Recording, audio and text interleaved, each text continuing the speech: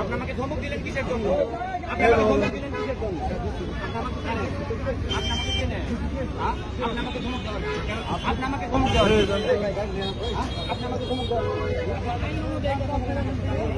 মানে ভদ্র আচরণ করবেন সবার সাথে। নেক্সট টাইম যেন এরকম না হয়, মানুষের পরিচয় দিয়ে কথা বলবেন। আপনি আমাকে চেনেন?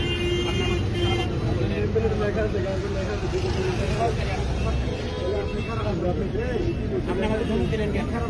আপনি আমাকে ধমক দিলেন কেন? আপনি এসে আমি সুন্দর আপনার অফিসারকে আমি আপনার অফিসার না